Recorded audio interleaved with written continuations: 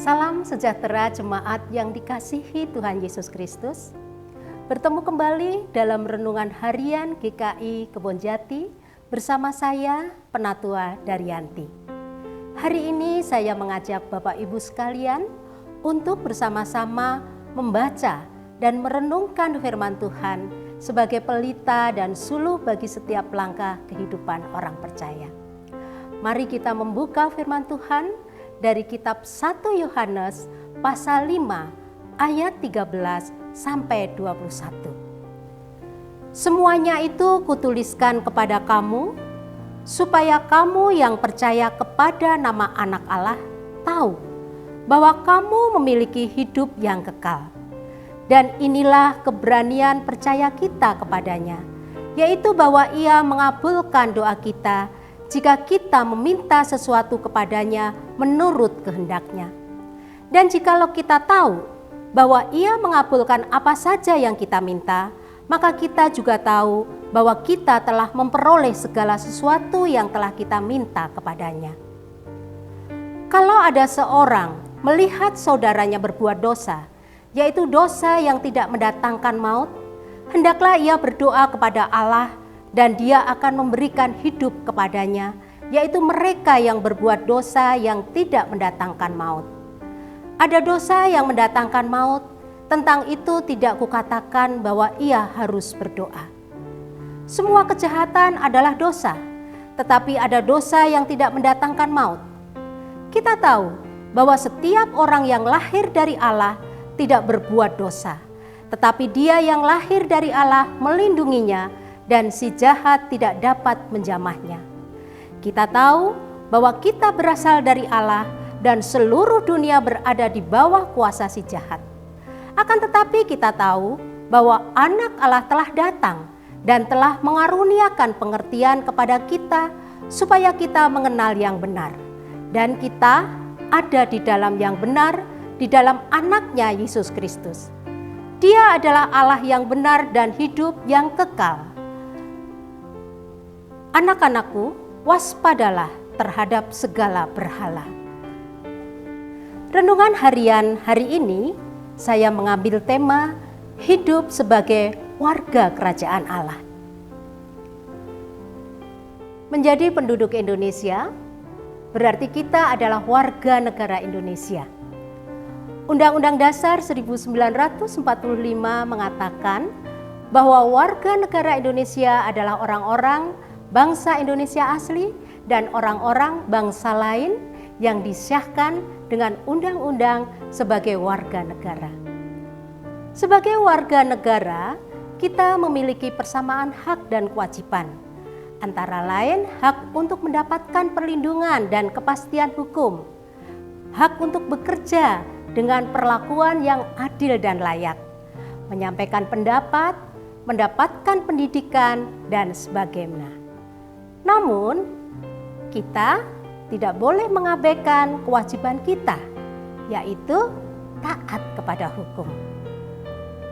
Begitu pula kita sebagai orang percaya, Bapak Ibu. Alkitab menyatakan bahwa kita memiliki status kewargaan baru, yaitu warga kerajaan Allah. Meskipun kita saat ini masih berada di dalam dunia ini. Karena status kita adalah warga kerajaan Allah, kita pun juga harus memiliki kehidupan yang sesuai dengan hukum-hukum Allah, yaitu firman Tuhan, dan hidup seturut dengan kehendak Allah. Bapak Ibu yang dikasihi Tuhan Yesus Kristus, kedatangan Yesus Kristus di dunia ini sebagai Allah yang benar dan Allah yang hidup serta kekal. Seperti yang ditulis dalam ayat yang ke-20 dijelaskan bahwa Kristuslah wujud dari hadirnya kerajaan Allah yang dirasakan, dimuliakan, dan dipuji pemerintahannya oleh sebagian besar umat di dunia. Sebab karena itu, Allah tidak hadir pada waktu dunia ini berakhir, atau yang sering kita sebut kiamat. Tetapi pemerintahannya nyata di dalam Kristus. Seperti yang tertulis di dalam Injil Lukas pasal 11 ayat 20. Tetapi jika aku mengusir setan dengan kuasa Allah, maka sesungguhnya kerajaan Allah sudah datang padamu.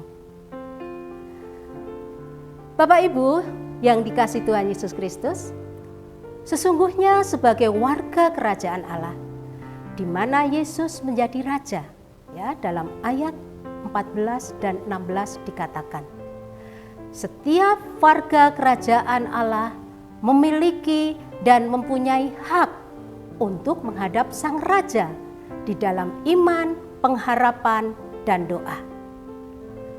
Kristus akan mengabulkan doa sesuai dengan kehendak dan perkenannya. Demikian juga setiap kehidupan warga kerajaan Allah di dunia ini diberikan jaminan untuk memiliki hidup yang kekal. Bertobat dan percaya kepada Yesus adalah jalan masuk dalam kehidupan yang kekal. Seperti yang ditulis dalam Injil Yohanes pasal 3 ayat 16. Karena begitu besar kasih Allah akan dunia ini, sehingga Ia telah mengaruniakan anaknya yang tunggal, supaya setiap orang yang percaya kepadanya tidak binasa, melainkan beroleh hidup yang kekal. Terpujilah Allah Bapa di dalam Yesus Kristus, dan diberkatilah kita semua sebagai warga kerajaan Allah. Dalam ayat 19 dikatakan, sebab kita lahir dari Allah, yang mana setiap warganya selalu ada dalam perlindungan, pertolongan, penghiburan, dan kekuatan.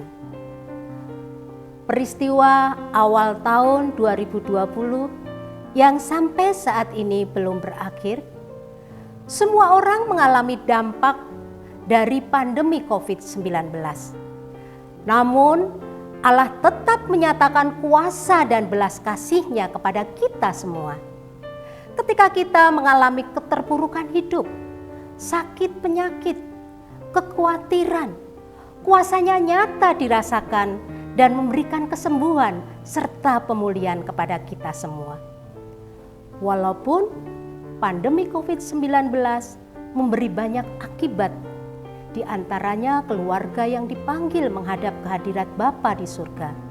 Namun jaminan hidup kekal abadi bersama Yesus tetap dimiliki dan keluarga yang ditinggalkan diberikan kekuatan serta penghiburan.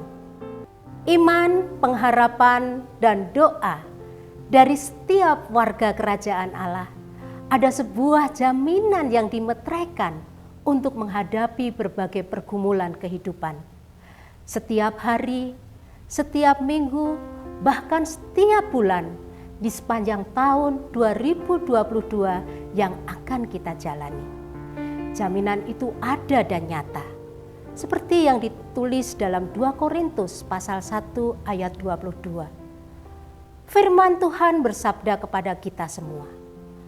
Allah yang telah mengurapi, memeteraikan tanda milik-Nya atas kita dan yang memberikan Roh Kudus di dalam hati kita sebagai jaminan dari semua yang telah disediakan bagi kita. Bapak Ibu yang dikasihi Tuhan Yesus Kristus, diberkatilah dan berbahagialah kita semua. Sebab kesetiaan, ketaatan dalam iman dan pengharapan kita sebagai warga kerajaan Allah, semua yang dimiliki oleh Allah di dalam kekudusan dan kuasa-Nya ada dan menjadi milik kita. Amin.